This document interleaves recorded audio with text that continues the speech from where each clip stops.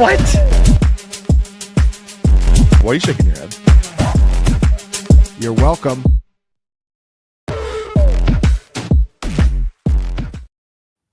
What's going on, guys? It's week 7 cashing points, already a third of the way through the DFS season. I'm here with Graham Barfield and Ryan Heath.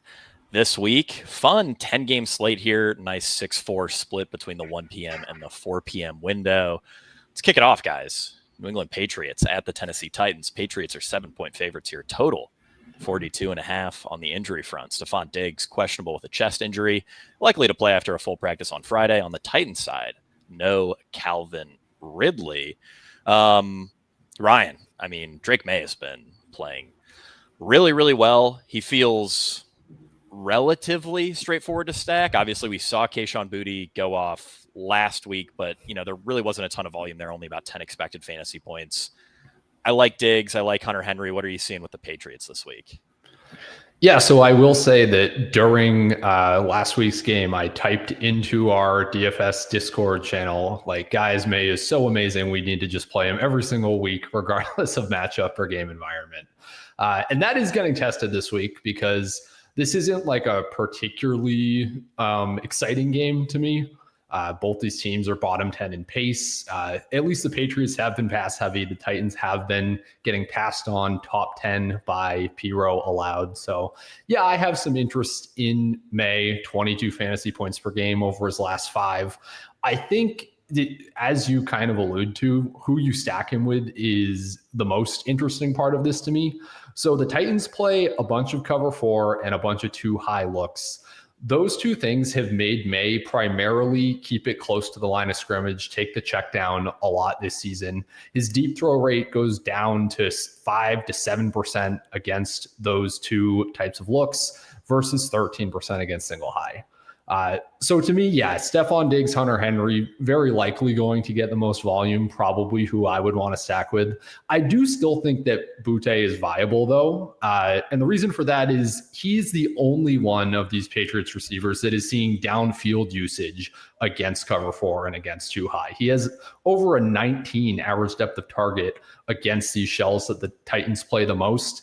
But yeah, as I said, volume-wise, very much would lean toward Diggs and Henry. Boutte is ultimately just someone, if you're making multiple Drake May lineups, I would make sure I had exposure to. Yeah, certainly think that makes sense. And, overall, I think this is a pretty clean game from a fantasy perspective, mostly just looking at May, the stacking partners that Ryan outlined. Graham, no Calvin Ridley. I really thought Alec Iomanner would project a little bit better. He's not really popping as a value.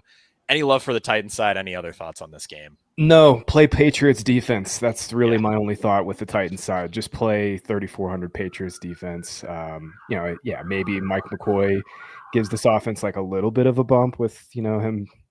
I don't know. It really is like the worst game environment on the slate. And we also have a game that has 35.5 total. And there's supposed to be a bunch of wind with Miami and Cleveland. I'm pretty much fully fading this game. May was awesome last week in a much better game environment, but yeah, 6,300 now. And man, it's kind of hard to see the Titans keeping this game relatively close. We know the Patriots will probably want to lean on the run in the second half. They can get that going. I just think there's better games on the slate. Yeah, I am right there with you. Let's move it on to a game that, at least in the 1 p.m. window, I think has a little bit more juice here. Philadelphia Eagles favored by 1.5 at the Minnesota Vikings. Total here 43.5. Carson Wentz will be the Vikings starting quarterback here. That's really the only major injury note. Graham, I'm not sure how much I want to stack this game up, but I do think there are some interesting sort of mini correlations here. Saquon Barkley at 7,700 is certainly intriguing to me. The Vikings are a top 5 on paper matchup, among the 5 softest against zone rushing concepts. Saquon was great on all rushing concepts last year. This year has not been good on any rushing concepts. Graham, what are your thoughts on Saquon? We also have A.J. Brown, who's projecting to be somewhat chalky here, which is a little bit surprising given that we have Rashee Rice on this slate. Curious what you think on the Eagles side. Yeah, love Saquon. I think he's an awesome tournament play. I've been saying for a couple of weeks, I've been trying to find the right spot for Saquon to buy low. I haven't played him yet, and I think this will be the week that I do it. You mentioned this is a good matchup. It's not just that, the Vikings have kind of sucked against zone blocking. They just play so much too high coverage, man. Like, this will be a week where Saquon gets some light boxes. And yeah, I mean, the offensive line isn't as good, but the Vikings are, I think, bottom 8 in adjusted yards before contact. They've kind of been a little susceptible against the run this season. I really like Saquon in this spot. The Eagles are passing more, but this certainly seems like a spot for the pendulum to kind of swing back the other way. Jalen Hurts has really struggled when blitzed this season. Vikings are blitzing more than any defense in the league. Hurts is basically all of his efficiency metrics that we care about are pretty terrible against the blitz this season. I really just want to play Saquon. And then, like you said, man, there's a number of ways to bring back the Vikings. Justin Jefferson is probably a decent value. I think I like CeeDee Lamb a little more. Jordan Addison's also in play at 5,100. I think kind of going under the radar as a tournament play. Basically, you look at the last 13 games with Addison, Hawkinson, and Jefferson together. Addison's wide receiver 15 by fantasy points per game. Jefferson's wide receiver 10. Production has been there for Addison. So, yeah, I'm with you. I'm not sure I'm stacking this game, but this certainly has some mini stack upside for sure. Yeah, absolutely. I think if I am stacking this game, I sort of like the Wentz double stack angle with like a Saquon bring back, but I do really think Saquon's going to go a bit under-owned here. I mean, we just saw Quinshon Judkins, Kenneth Gainwell tear up this Minnesota defense on the ground. Ryan, curious if you have anything else on this game here, like me and Graham outlined. Pretty fun one from a mini stack perspective. Probably better games to just full on onslaught, but this one's solid. Yeah, I would mostly just echo Graham's analysis here. I agree this should be the Eagles leaning into the run. Don't expect Jalen Hurts to have much success against this defense. One other note, I guess I should say, is Dallas Goedert against two high looks has actually been leading the Eagles in target share and yards per out run this year. So maybe he's like an okay one-off. I think there are better tight end plays on this slate. But they keep using him at the goal line on all these little trick play and pitch play things. So it could potentially be something there. But yeah, I'm largely with you, not that interested in stacking the game. Addison's decent, 17 fantasy points per game over his last 10. But yeah, with Wentz, there are just cheap pay down QBs on this slate elsewhere that I like a lot better. And we can talk about my whole thing with paying down at QB this week, maybe when we get to like a Spencer Rattler or somebody else that I think is more viable. Yeah, certainly sounds good there. My only other note on this game is that I'm not sure. I've seen AJ Brown's projected ownership 15, even pushing 20% at some sites. I just don't really believe that he's going to come in that high when Rashee Rice is $200 cheaper, projects significantly better, offers a much better floor. Better median. I mean, we know AJ Brown has the ceiling, but we just haven't seen it this year. For what it's worth on AJ Brown, though, cheapest he's been in 6 years, dating back to, I believe, week 13 of 2019. That's pretty much the only good stat you can give out on AJ Brown right now. Eagles just aren't running a ton of plays, aren't throwing much. Only one game this year over 58 plays. All right, let's move it on to an offense that certainly has more juice than any of the previous offenses we discussed. Las Vegas Raiders at the Kansas City Chiefs. Raiders are 11.5-point dogs. Total here, 45.5 on the injury front. Brock Bowers is doubtful. Jacoby Myers questionable for the Raiders. And then Rashee Rice is back for Kansas City. Ryan, I already mentioned him. We got to talk about the elephant in the room. Rashee Rice at 5,600 is just a fantastic play here. He's projecting for 30% ownership. I think you could make an argument that he should be 50% owned on a slate like this. There are plenty of good values, plenty of okay plays. I think you could argue Rashee Rice is the only truly elite value guy who's, encroaching on must play territory. Curious what you think of Rice and, Chiefs themselves. Highest implied team total on the slate. Mahomes has been playing much better, especially for fantasy purposes lately. What do you think here? I'm right there with you. Yeah. Rice would be in every single one of my single entry or 3 max lineups. If I were playing that way, he would just be in all of them.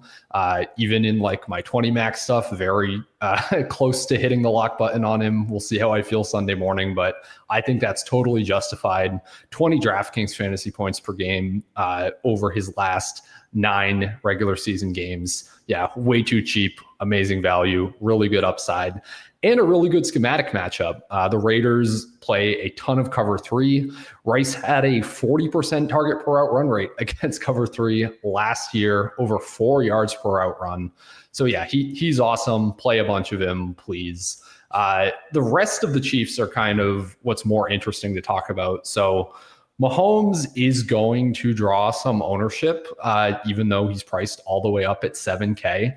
I think that is somewhat justified too. I mean, the Chiefs are kind of in must-win mode. They're 3-3. I think they very much want to like stunt on the league right now with right in Rice's first game back. The Raiders are like the perfect victim for this. And it's like a pass funnel matchup. Raiders' second highest pass rate over expectation allowed. The Chiefs will never stop throwing the ball. They have led in PRO every single year, basically, since Mahomes has been there. So, yeah, perfect for pass game production. I do think, though, if you play Mahomes, you can't just play Mahomes plus Rice in GPPs. I think you really want to add Xavier Worthy for the double stack here. He is a little expensive. He's up at 6,100, but he also has a pretty good schematic matchup. He's at a 35% target per out run against cover 3 this year. And his ADOT is much deeper against cover 3, over an 18 ADOT. So to me, if Mahomes is hitting like the 90th to 95th percentile outcome for him, he's probably at least partially doing it through these deep bombs to Xavier Worthy. He brings down the total ownership of the stack. I just really don't think you can play Mahomes without Worthy. Just Mahomes plus Rice is going to be extremely chalky, extremely hard to play around. So that's mostly what I would do. Wouldn't go to Travis Kelce just because his and Rice's roles overlap the most. But I would kind of get it, I guess, if you really wanted to just play all 3 of them.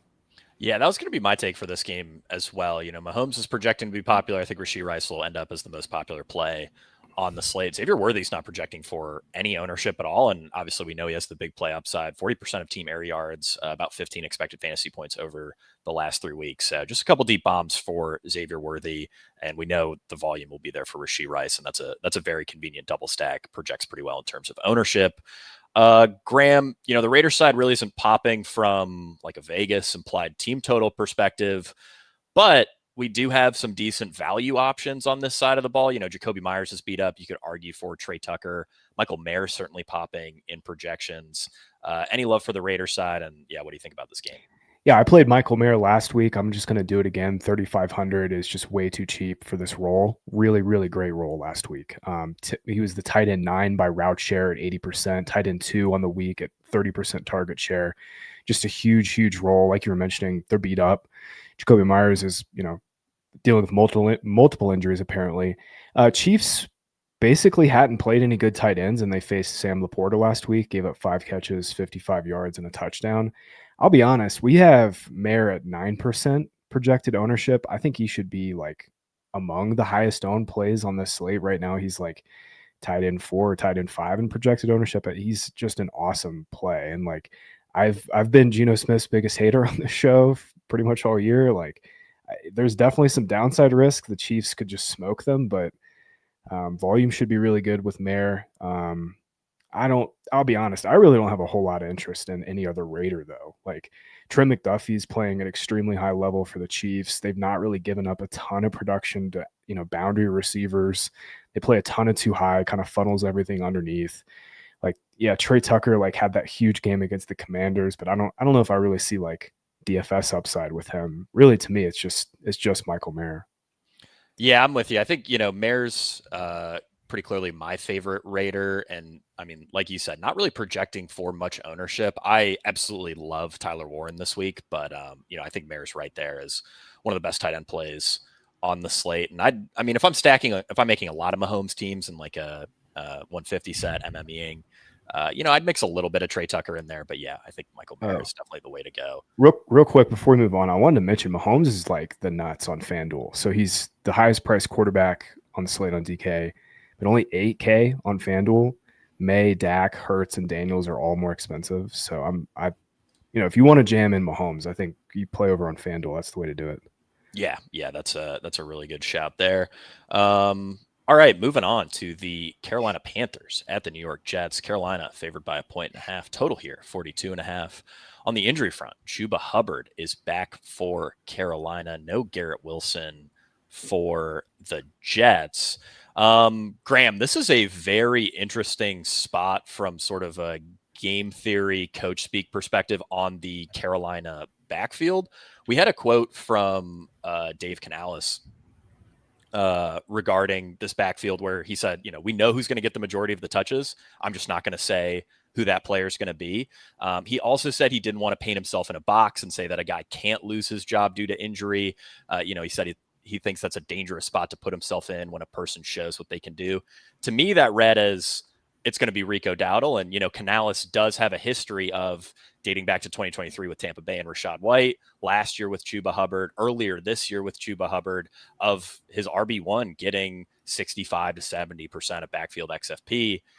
What do you think about this Carolina backfield? Because I don't really think median projections reflect the upside of there being a true lead back here. I think most sites are splitting the difference.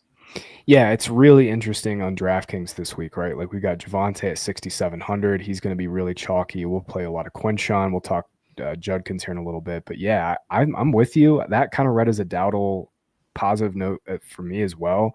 I was looking at the props too, like this afternoon before we got on the show, and prop markets have Dowdle significantly ahead of Hubbard, which I think is pretty interesting.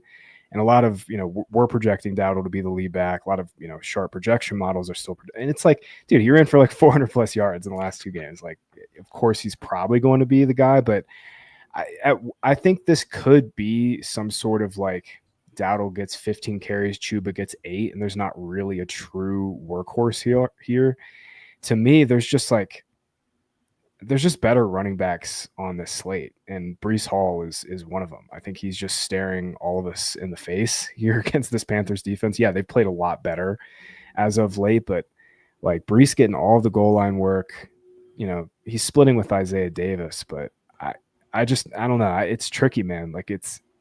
Dowdle's playing extremely well, but at the same time, there's just a lot of very good running back plays on the slate. Once again, it's really tricky. Yeah, I think from a hand building perspective, especially you're doing single entry, you're doing 3-max, it is really hard to figure out what to do with Rico Dowdle. I think if you're building in an optimizer, if you're building in SaberSim, the solver, whatever, what I'm going to be doing with Rico Dowdle is just bumping his projection to 18 and a half points, which honestly is about what we have right now. We're pretty far ahead of industry on our Rico Dowdle projection. And I'm just going to assume he's the lead back. I also think another option, if you think there's a chance Chuba Hubbard could be the lead back, is you could set both of their projections to 18 and say max one of these guys in your 150 set. But like Graham said, there are some better spots. Ryan, I'm curious what you think on this backfield, just because this is such an interesting sort of game theory play. Like I said, with all the sites sort of middling this projection, pretty good chance that we get a true lead back here. What do you think?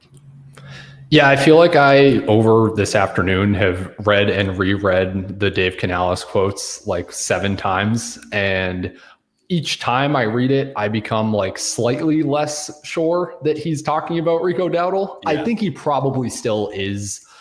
He's just said so many amazing things about him kind of outside of the context of who's going to play. He has his secret starter.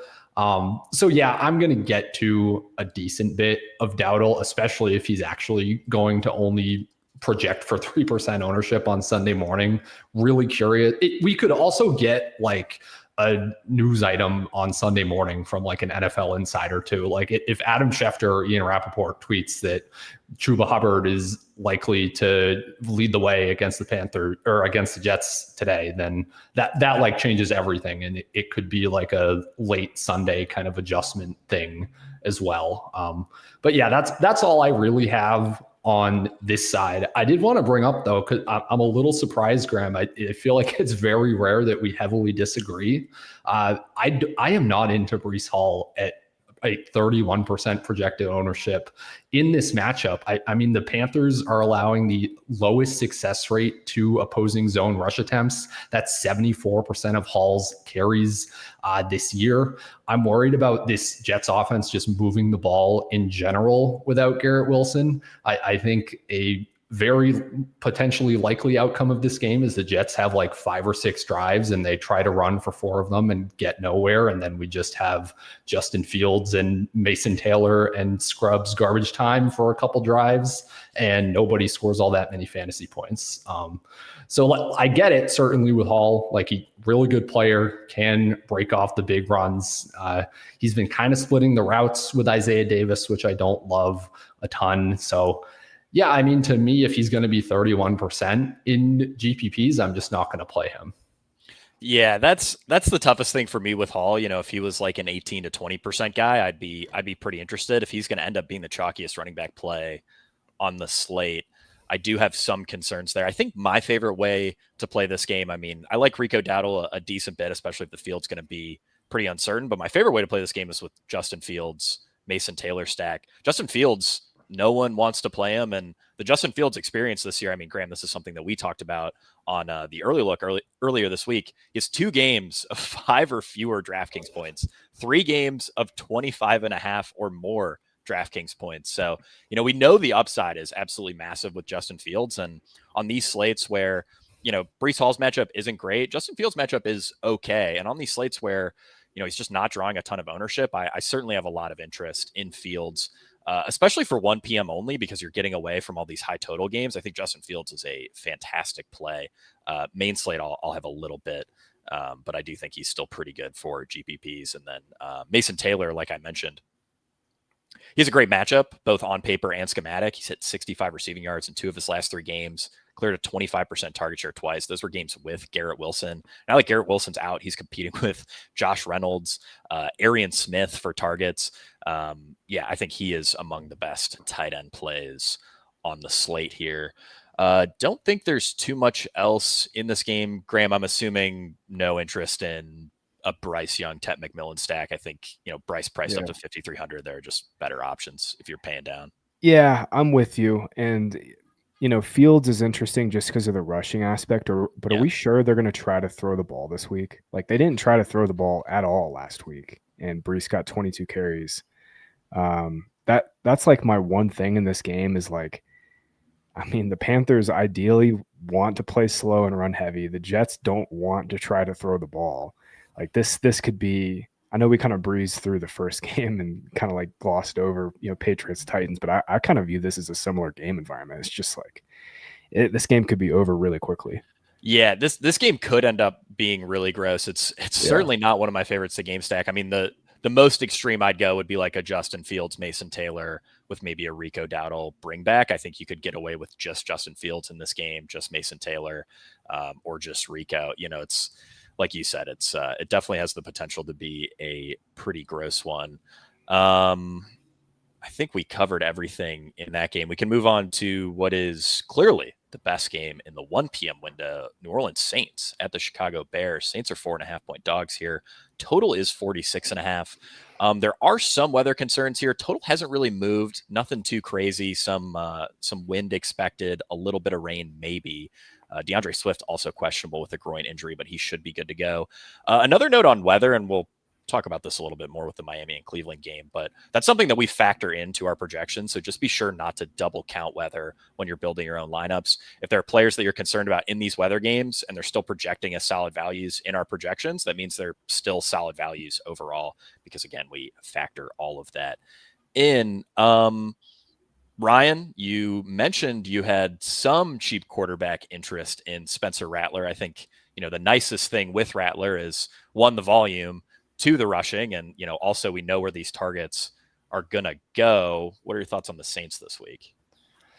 Yeah, I think Rattler is my favorite way to go cheap at QB. First of all, he's playing really well. I watched that entire Patriots Saints game. He was relatively impressive to my eye. He's been getting a lot of love from all the film bros around. He's looking great in our quarterback accuracy charting and a lot of our advanced statistics at Fantasy Points data. So like giving him his flowers, good for him. And this is a pretty decent game environment. Both of these teams are top 7 in schedule adjusted fantasy points per game allowed to opposing quarterbacks. The Saints always playing at this very high pace. So I can see Rattler getting there in GPPs at just 4,800. Kind of gets you to an interesting build where you can pay up for like Josh Jacobs plus Jonathan Taylor if you'd like to, right? So that can work for me. My only caveat with Rattler, and really this goes for any cheap quarterback that you want to play this week, you have to be especially aggressive in game stacks, I think. And the reason for that is because we have this albatross of a 55-point over-under game that includes Jaden Daniels in it, who is live to just put up 35 or 40 fantasy points and nuke every other QB on the slate. You have to play to like really the top 1% outcome for these cheap guys. And the way you do that is even if they're somewhat slightly mobile like Spencer Rattler, you need to double stack at the absolute minimum. You can go Rattler plus Olave plus Shaheed, at least one bring back. You can go multiple. Rome Odunze, really the only bring back. I love with the Bears in this spot. I think you could even triple Rattler. You could even go for Jawan Johnson. You could go for Alvin Kamara, who's up at an 18% target share over the last 3 games. Also a really solid matchup for Kamara. Bears allowing the 3rd most schedule adjusted through the air. So yeah, even a triple, I would not like cross out of my consideration in terms of building with Rattler. That's probably the biggest thing here. Chris Olave is clearly the best like standalone play on the Saints side, still leading the NFL in expected fantasy points per game with 20. It will surely catch up at some point to his actual fantasy points per game. It can kind of all be in one week. He could just catch 3 touchdowns at some point and make it all up. So yeah, Olave, really solid play kind of regardless. Obviously prefer Rashee Rice, but honestly, this is one where I think so many people could just be getting on to Rice that you end up with a way less than 20% owned Chris Olave, which is what we're seeing in projections right now. It could totally end up at like 7 or 8% in large field GPPs just because nobody wants to click Olave when Rice is right there. So yeah, this is solid. It's a good game environment. Interested in Rattler, but yeah, as I said, you just be really careful with how you're building to make sure you don't get nuked by Jaden Daniels. Yeah, I do think overall this is a great week for heavy game stacks. I generally feel a bit stronger about that on some of these thinner slates. 10-game slate, really perfect for just going heavy on game stacks. You just need one game to overperform. The other thing that I think is interesting about the Rattler call is, just based on ownership projections, default builds this week are going to be pretty heavy around these expensive quarterbacks, Jaden Daniels, Patrick Mahomes. So you do really get a different lineup by playing a guy like Spencer Rattler. Graham, I think the Bears side of this game is equally, if not more interesting. Bears offense has been looking pretty great. Last 3 weeks, they've been top 10 in EPA per play. Caleb Williams has certainly been competent from a fantasy perspective. He is projecting to be one of the chalkier quarterbacks on the slate, but I think it's pretty well deserved against a New Orleans team that has sort of pushed the pace in games generally. What do you think of Caleb and the Bears offense? Yeah, Caleb is a really strong play. I think, we have a clear top 2 on DraftKings with Daniels and Mahomes. Love Dak at 6,500. We'll get to that game in a bit, but Caleb Williams is pretty clearly my favorite quarterback, under 6K this week. He's not playing well. Like, that's the thing. You look at our advanced metrics, he's holding the ball longer than Justin Fields in terms of his time to throw. He's, bottom 4, bottom 5 in catchable throw rate. It just kind of hasn't mattered because the offensive line's been so much better. And obviously he's got, Rome Odunze, who's playing at an extremely high level. This has just been a matchup, though, that I'm going to keep attacking. We've been on this with the Saints all year. Basically, every single quarterback against them has scored 17 or more fantasy points, so there's a really high floor. And 2 of the last 3 weeks, Josh Allen and Drake Moe both have had 25-point games. It's not just, they're giving up efficiency. The Saints they're giving up, rushing production, these quarterbacks pretty consistently. Kyler, Josh Allen, Jackson Dart, Drake May all have pretty decent games with their legs. We know Caleb can kind of extend plays. So I see some underrated upside here for sure. He didn't run that much last week, but Saints are giving up the third most passing fantasy points per dropback, plus all that rushing production. I think Caleb's a really interesting tournament play, especially if he's only like 8 or 9%. I think Daniels and Mahomes are probably going to push for 15 to 20% plus. If he stays in that like 9 to 10% range, I think he's a really strong tournament play. Yeah, I'm right there with you. And Rome Odunze is not projecting as a particularly great value, and he's pretty clearly the guy that I would like to stack with Caleb Williams. So I think even if Caleb gets pushed a little bit in terms of ownership, the stack's not going to look too bad. I also think DeAndre Swift is a guy that you can mix in there if you think the Bears are going to score a lot of points here. This is a really fun game in general to stack up, especially if you're playing 1 p.m. only. But even overall, I think this is probably third best game on the slate after the 2 4 p.m. hammers that we will get to here shortly. Ryan, anything to add on the Bears side before we move on? I don't think I have anything else. Yeah, just two quick things about guys you've already mentioned, but really strong schematic matchup for Rome Odunze just because the Saints have been playing single high at a top 5 rate. Odunze about 50% more efficient against single high. And I think maybe we're even underselling Swift a little bit. Strong running backs on this slate for sure. But Swift is averaging 18 DraftKings fantasy points per game in wins since he joined the Bears since the start of last season. So it's DeAndre Swift. I'm not ever going to cape up for him as a talent or anything. But he has had a way of kind of beating up on these worst teams in the past. So he is a guy to consider in tournaments. Yeah, that's the thing with Swift is he's pretty gross. He's a tough click overall, but the Bears have the third highest implied total on this slate. They're 5-point favorites. Sets up really well for Swift. So I'm having a good game against Washington last week. All right, let's move it on to a very gross one. Miami Dolphins at the Cleveland Browns. Miami 2.5-point underdogs here. Total 35.5. Absolutely brutal. Notable weather concerns in this one. Kevin Roth from our friends over at Roto Grinders is saying sustained winds of 20 to 25 miles an hour with gusts around 40 miles an hour and rain. In terms of injuries, David Njoku is out for Cleveland, but otherwise this game is relatively clean. Ryan, I was excited to play Jalen Waddle on Wednesday. But after seeing these weather issues, his average depth of targets 12, 13 yards downfield, I don't know if I really feel comfortable with any Dolphin beyond Devon Achane. You could maybe sell me on Darren Waller, but he's also getting a lot of downfield stuff. This just feels like a game that's going to play really slow. These teams are probably both going to clock in 5 to 10% under their usual pass rates. What do you think on the Dolphin side? Yeah, the Dolphins are interesting. I was with you in being very excited about Jalen Waddle before we started getting the weather concerns. I will say, though, it's weather. So much can change between now and Sunday morning.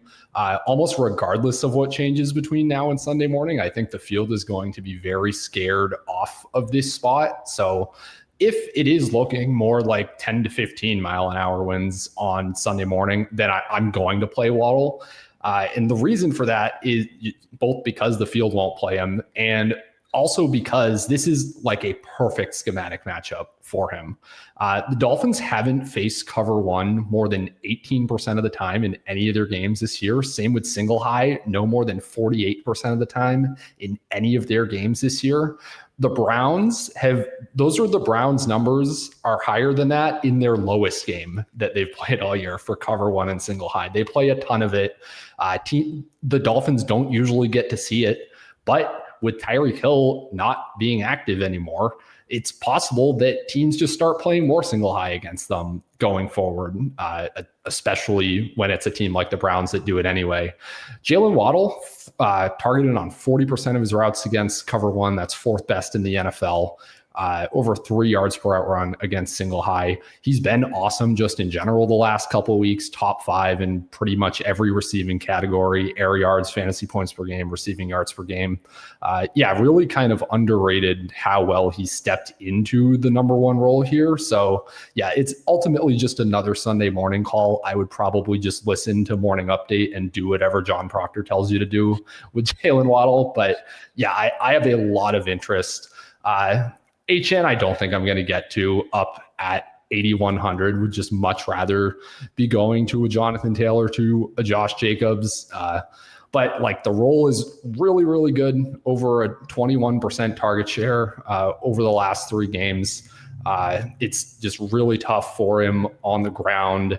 If it's bad weather, then you just worry about the offense's ability to get down the field in general. Those are the only 2 I'm really considering. I do think the Brown side's a little bit more interesting, but we can let Graham take the lead here. Yeah, I would agree. The Brown side is a little bit more interesting. I do like your thoughts on Jalen Waddle, and just pulling up our projections, we already have the weather docs built in. It's built into the total. It's built into the models that we use for projections. Jalen Waddle is an identical value to Xavier Worthy, a better value than Romo Dunze, a better value than Jordan Addison. And again, that's with the weather docs. So I do think there's a little bit of juice there. You can argue the ceiling obviously isn't as high if maybe everyone's dragging in the wind and the rain. But again, the message with this game, the Bears game, do not double count the weather. That's very important. And I think that's a mistake that a ton of DFS players of all skill levels end up making. Graham, let's talk Browns. Quinshon Judkins. I mean, this is maybe the only spot all year we're going to get the Browns as a favorite. He's been tearing it up on the ground. Seems like a great play at 6K this week. Yeah, he's the best running back play on the slate. I don't really think it's close either. You look at all of our projections, we're projecting Judkins for just this massive role. You look at the prop markets, Judkins is like at 94.5 in terms of his yardage right now. That's more than Jonathan Taylor. And they're 2.5 point favorites. The Dolphins have a 16.5 point implied team total. Just play Judkins with Brown's defense. That's my only angle really from this game.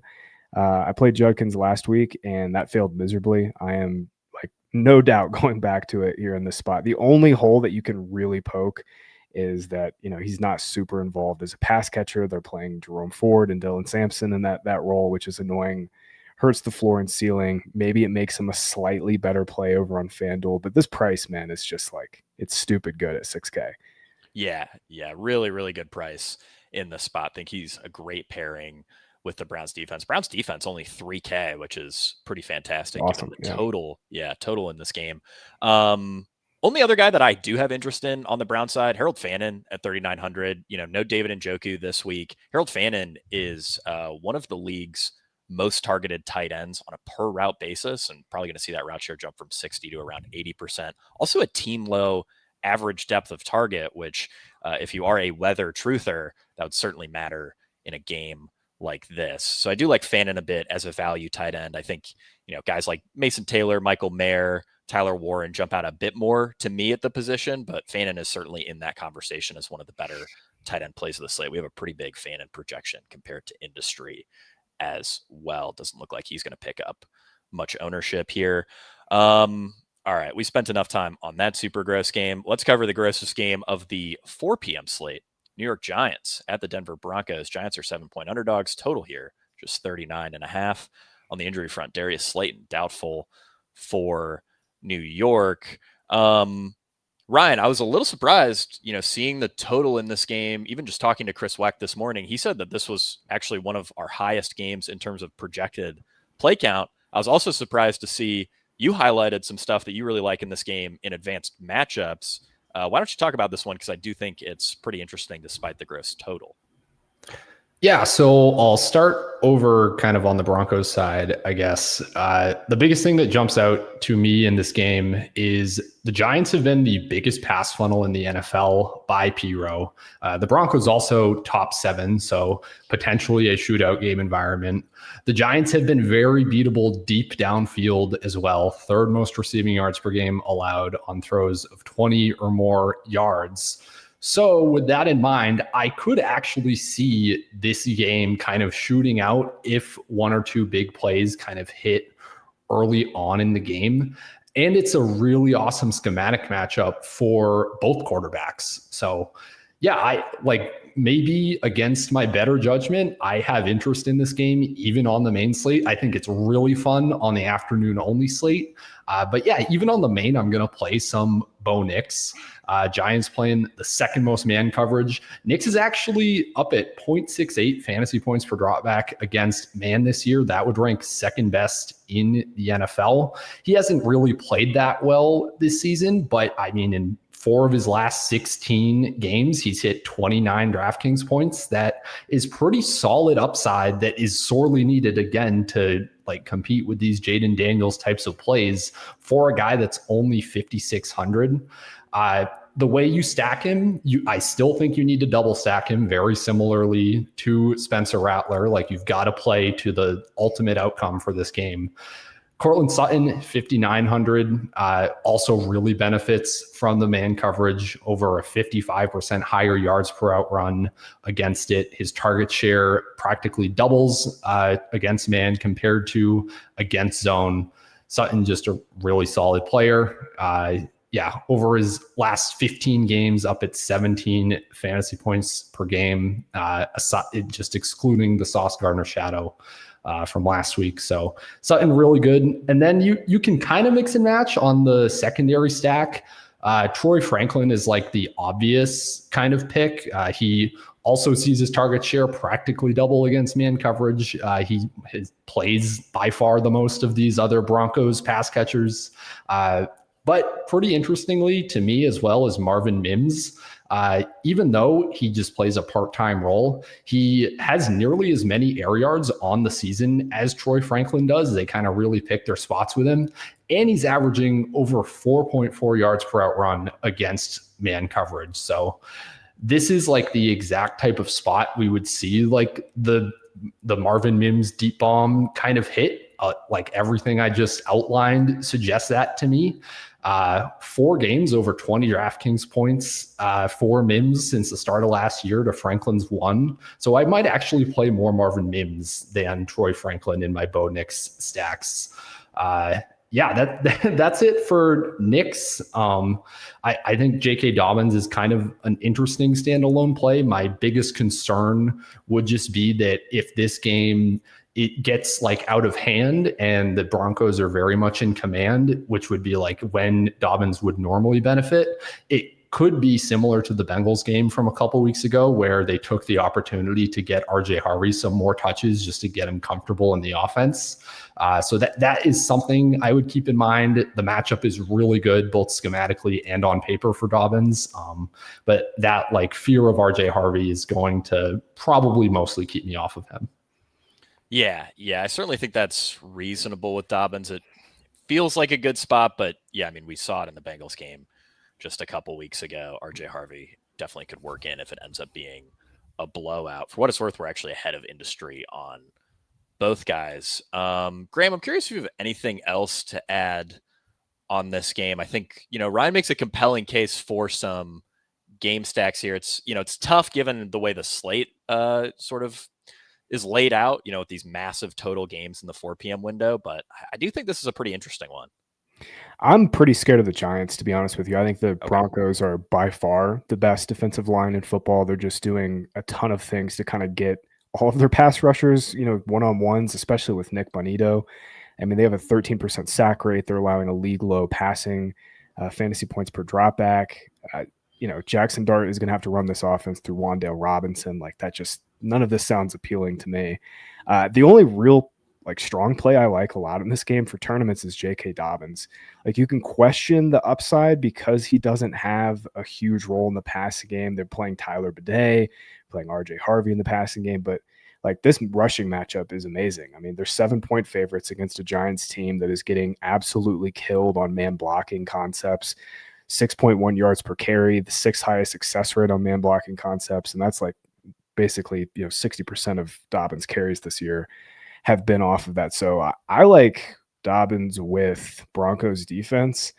And that's really like the only way I'm playing this game. Bo Nix is struggling. I struggle to kind of see the upside with that. And I think the Giants could be in trouble in this spot.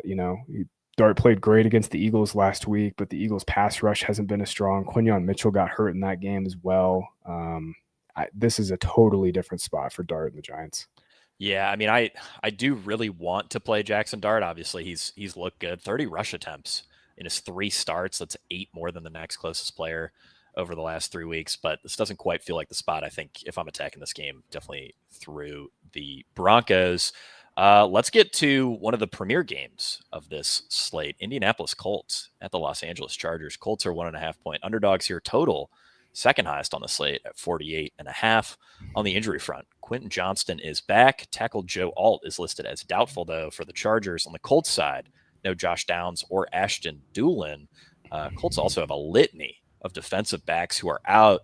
Slot cornerback Kenny Moore was trending toward playing, but he looks closer to legit questionable after a DNP on Friday. So this Colts secondary, Ryan, is looking like a disaster. And, obviously we have some concerns over Justin Herbert's ability to just have time in the pocket, given the injuries to the Chargers tackles. But, again, terrible secondary. It's like a Big 12 secondary out there for Indianapolis. And his wide receivers are healthy. So what do we think of Herbert this week? Because he's, with Jaden Daniels, Patrick Mahomes soaking so much ownership, he's not tracking to be as popular as he was over the last few weeks here.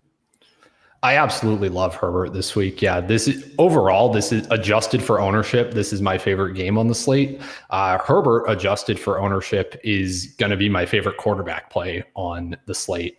As you were laying out, the Colts are so injured. Every team has been throwing on them. They're a top 5 pass funnel, 4th most receiving yards per game on the deep ball. So kind of more than any of these other previous weeks where people have wanted to play Justin Herbert and he's been among the top 2 or 3 chalkiest QBs on the slate. This is a way better spot than all of those other previous weeks. And the ownership is not there as much as it's been. So I'm pretty interested in Herbert. I think like the big thing, as you're alluding to, is will he have time to throw?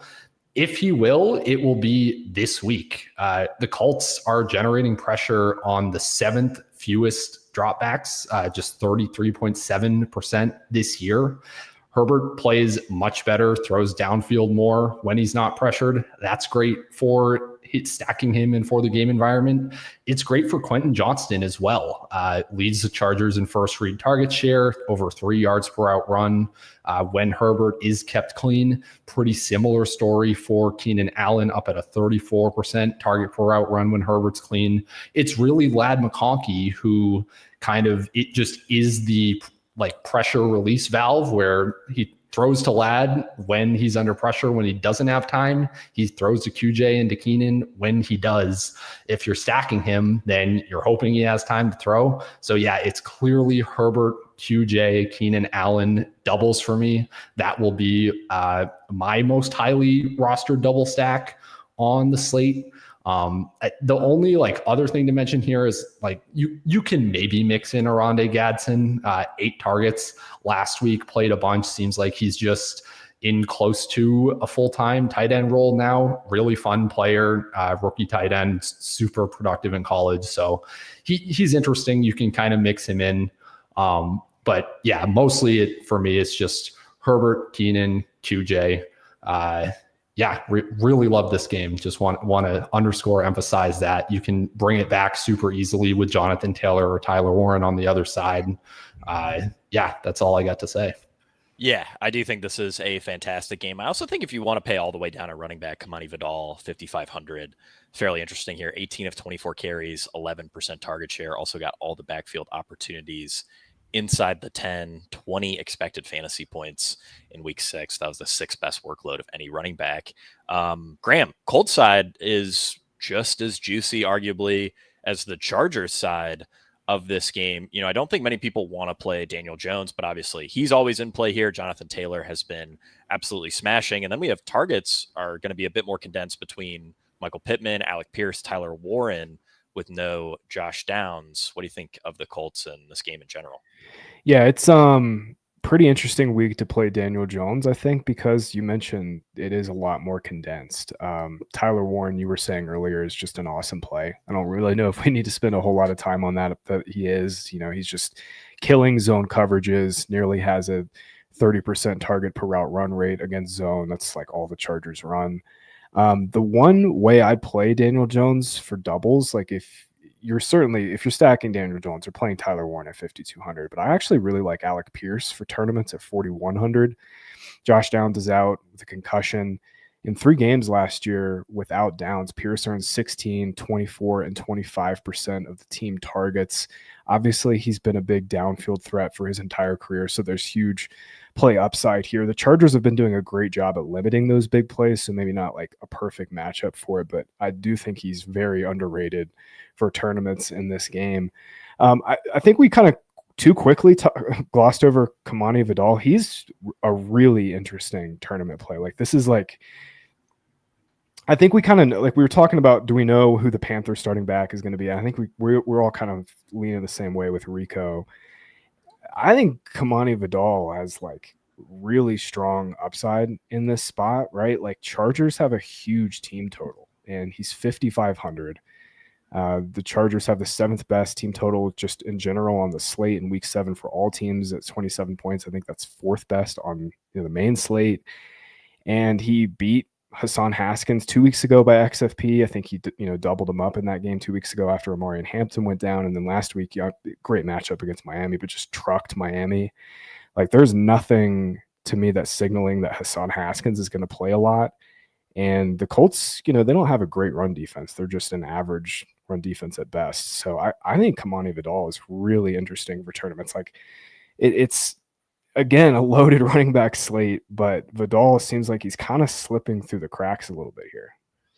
Yeah, it does feel that way. Hassan Haskins is officially questionable with a chest injury. He did log 2 full practices, so I don't really think that's a huge deal. But something that we talked about in our projections meeting this morning was even if Los Angeles goes into this game and says we're going to ride the hot hand at running back, that's going to be Kamani Vidal every single time. Hassan Haskins is a career 3 yards per carry player. You almost never find those. I mean, the only reason he's in the league at this point was because Jim Harbaugh coached him at Michigan back in the day. Yeah, this is a very strong spot for Kamani Vidal. Just a fantastic game in general. Obviously love Tyler Warren. Him and Josh Downs occupy a very similar spot on the field. They both have sub 7.5 yard average depth of target. So, Warren could get peppered here. And I really like Graham's Alec Pierce call as well. When you think of sort of the ways this game ends up going way over the total, at least on the Colts side, these long touchdowns are going to come from Jonathan Taylor or they're going to come from Alec Pierce. And like Graham outlined, Pierce does get a little bit of a volume boost without Josh Downs. Really great downfield threat. Also not drawing any ownership at all here. So, if you end up going with a Pierce Daniel Jones stack, you get a great game environment, not much ownership at all, and certainly plenty of upside.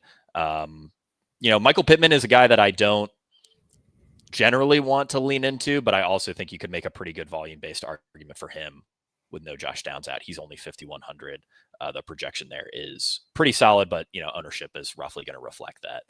I think we covered everything in this game pretty well. This is a really, really good game environment. I like stacking up both sides, going really heavy on game stacks there. We can move on to a slightly worse game environment before we get to the premier game of the slate. We'll talk Green Bay at Arizona. Packers are 7-point favorites. Total here, 44.5. On the injury front, Dontavian Wicks is questionable. Kyler Murray also officially questionable after limited practices all week. I think we likely get another week of Jacoby Brissett, though.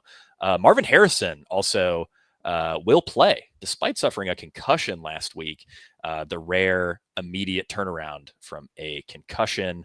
Ryan, this feels like another great week to play Josh Jacobs. He's just 7,800 here, 85 rushing yards, multiple touchdowns in back-to-back games. And of course, Packers are heavy favorites. It's always a hard sell on Jordan Love. The volume is so spread out, and there isn't much of it to go around. But I think it's a pretty easy sell in these type of game environments on a guy like Josh Jacobs, right? Yeah, I have like some little half-hearted notes on the other players in this game, but really to me, it's just Josh Jacobs is the guy I have real interest in. I think he's a really strong play at 800, 6 targets per game, 57 receiving yards per game over his last 3 since Jaden Reed is out. He has had like a really legit receiving role. He has done really well kind of in these spots where the Packers have been big favorites, nearly 22 DraftKings fantasy points per game when they're favored by 5 or more, 20 DraftKings fantasy points per game in wins since joining the Packers. So yeah, I just, any of those like cheap QB builds, I'm going to be making sure I get Jacobs into them. He's like one of the best reasons to pivot into like flipping the build and going with the cheap QB, in my opinion. Other like kind of smaller random little notes. Cardinals have been a lot more vulnerable to the slot this year, 4th most schedule adjusted allowed to it. Matthew Golden is down at 4,700, quietly has run 68% of his routes out of the slot over the last 2 games. He's kind of taken that Jaden Reed role. I think we probably get like a blow-up game from Golden at some point. All of the film bro grinders are kind of obsessed with him. So I wouldn't be that shocked if it came here against the Cardinals. And he certainly can get downfield as well, could post a boom score. Maybe like a bit of a thin tournament play, but somebody I at least wanted to mention.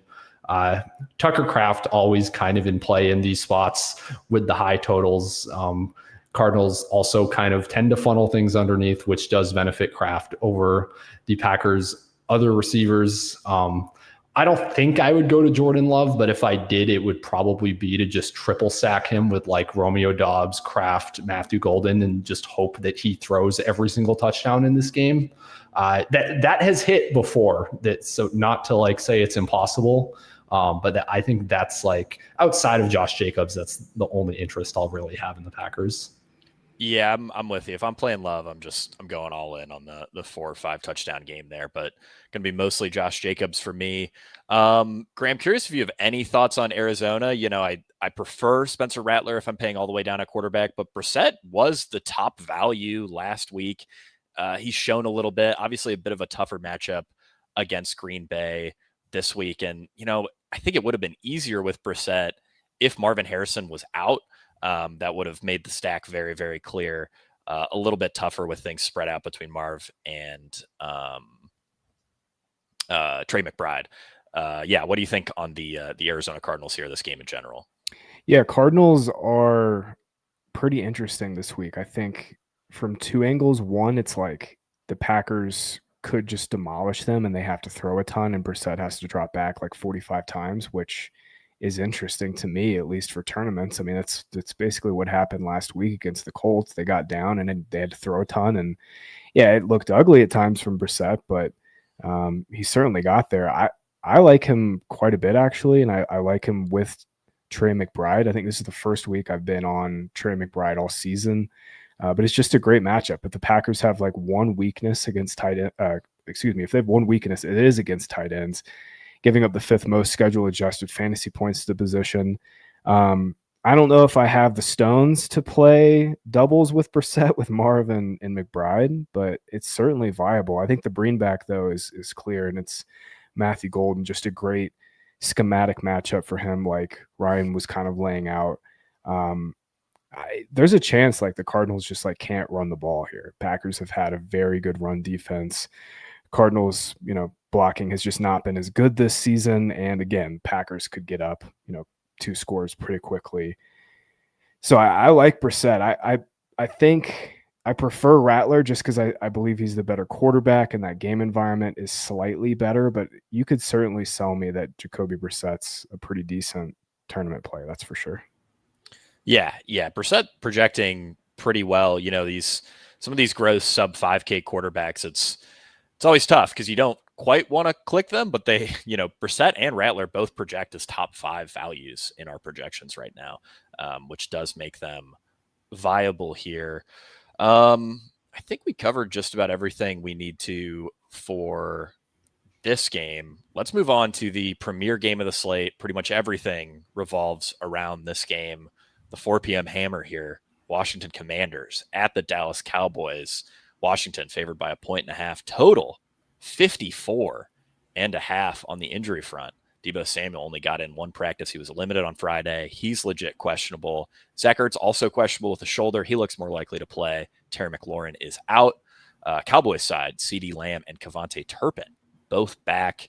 Graham, Jaden Daniels, 6,900. The matchup is perfect. The ownership's going to be massive, but I think deservedly so. I mean, the Cowboys defense has been a total disaster this year. Curious what you think of Jaden Daniels in a game where, sure, he doesn't have his wide receivers, but, the Cowboys are giving up, they're dead last in every passing category, and Trayvon Diggs just got concussed in his own home today, so he will not be playing. What do you think of Jaden Daniels? Because it really does just feel like a perfect spot, excluding the pass catcher injuries on the Washington side. He's the best quarterback on the slate. I don't really think it's particularly close either. You said the ownership is certainly going to reflect that, but it makes too much sense. I mean, the Cowboys have given up 24 more fantasy points to 5 of the quarterbacks they faced, and the only guy who didn't do it was Bryce Young. The only tricky thing is the receivers here. I think Deebo is legit hurt. Like, he was not moving well at all in that last game. He's, always a little dinged up and just struggles to play through injury in general. Zach Ertz is like perennially the guy who we always think doesn't have a whole lot of upside, but he's pretty interesting, I think, this week at 3,800. Cowboys are playing a ton of zone. Obviously, Ertz has been a zone crusher his entire career, and he's just been solid. 10.5 PPR points per game over his last 21 with Jaden Daniels. If we knew Deebo were healthy, he'd be arguably the best receiver play on this slate. We'll see what the news says this weekend. I'm kind of putting a pin on that one. We got to do it. We got to talk about Chris Moore, though. I mean, he's men. He's men, and he's going to run a route on 70% of the dropbacks against these Cowboys, corners who can't cover. He got 5 targets. I played him on the mini slate last week, and that worked well.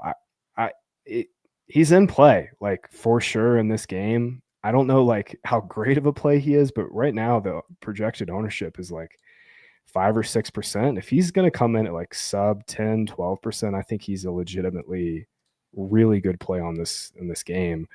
I'll let you guys talk through, the rest. There's so many angles, but like Dak, we're projecting him for 5%. And I'll be honest, like, I love Jaden Daniels, just said he's the best quarterback play on the slate. But in this game environment, like, I don't think Dak should be 4 times less owned than Daniels, who's probably going to be pushed for 22%-ish.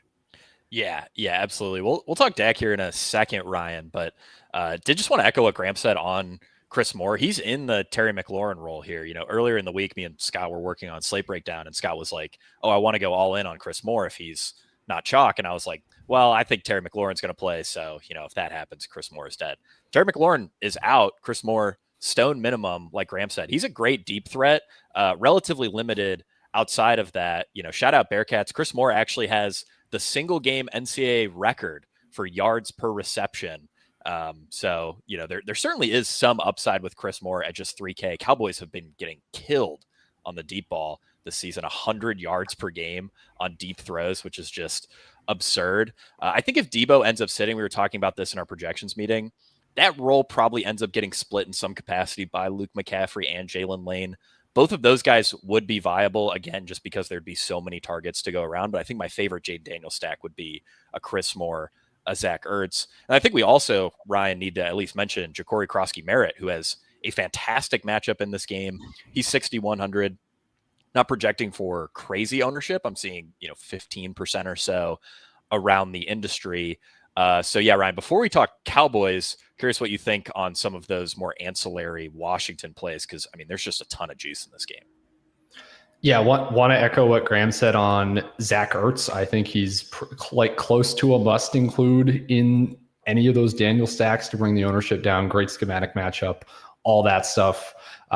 Yeah, for me, Chris Moore is like the only like cheap wide receiver I would go to. Agreed on everything you just said about Lane and McCaffrey, which is a shame with Luke McCaffrey. Like he is such an exciting player legitimately whenever he has a ball in his hands. But yeah, I don't think I can go there aside from if Deebo were to be out and kind of, MMEing with them would make sense, of course. But Yeah, Ja'Cory Krosky-Merritt is one of the most interesting running back plays on the slate, just because he works as really good leverage off of Jaden Daniels in any lineups where you're not playing Daniels, just because every touchdown that he scores is likely one that Daniels is not.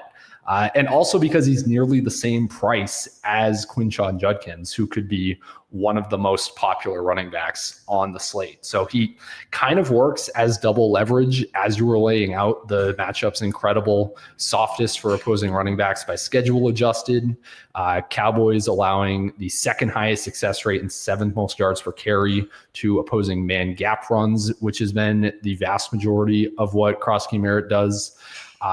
The only thing with him is that it's possible that Chris Rodriguez plays a little bit more than we saw last week when Bill was setting season highs in pretty much every utilization number. Rodriguez basically didn't practice at all last week, and he played only one snap in their week 6 game. But the reason that likely is because they could not activate any running backs from their practice squad because they continually have to activate wide receivers with all these injuries that they've been dealing with. Rodriguez did get in a full practice on Friday, so it is possible that he mixes in more than he did last week. For tournaments, I ultimately don't think I care that much about it. I still think Krosky-Merritt's a really good play.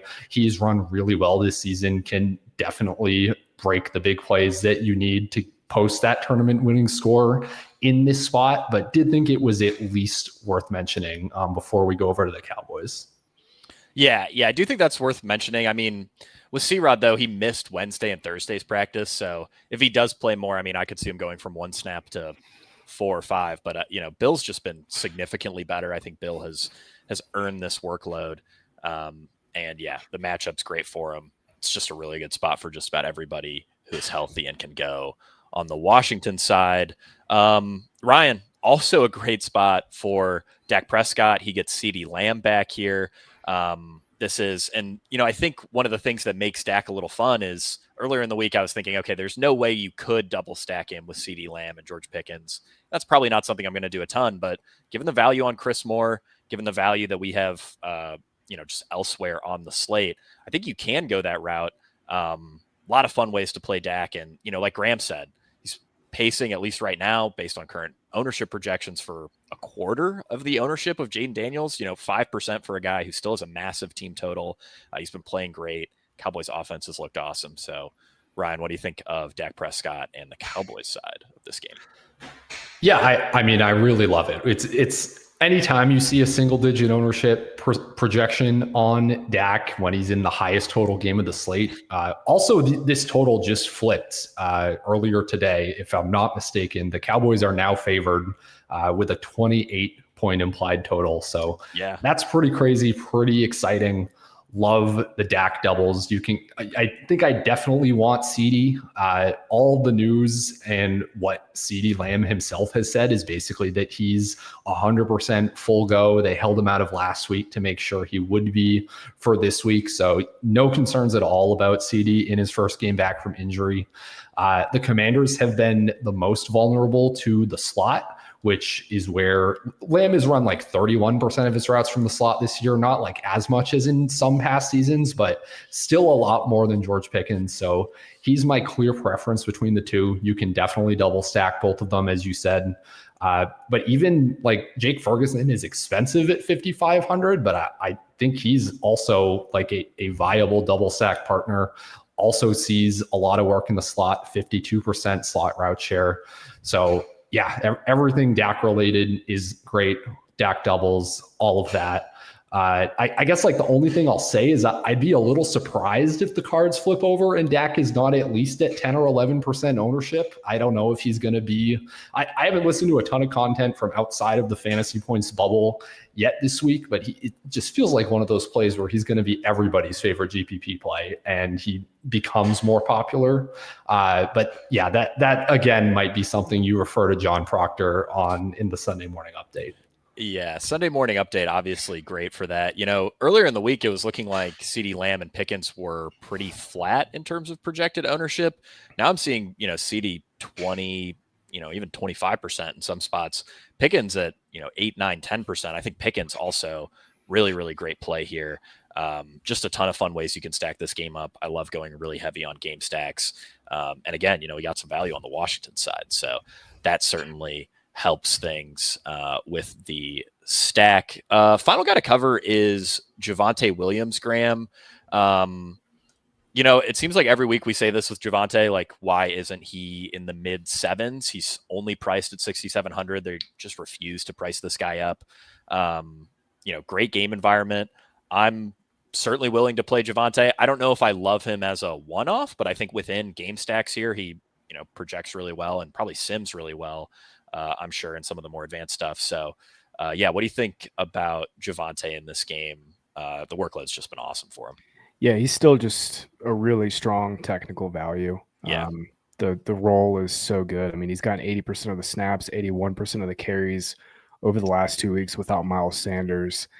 And then, you can play him with Dak. I think that's a way to kind of bring down the total ownership of this game. They both correlate pretty well together. You just say, hey, like, Cowboys have this huge team total. If they got 28 team total, you could get all their touchdowns. Also, Javonte will take some checkdowns as well, which, is great on DraftKings.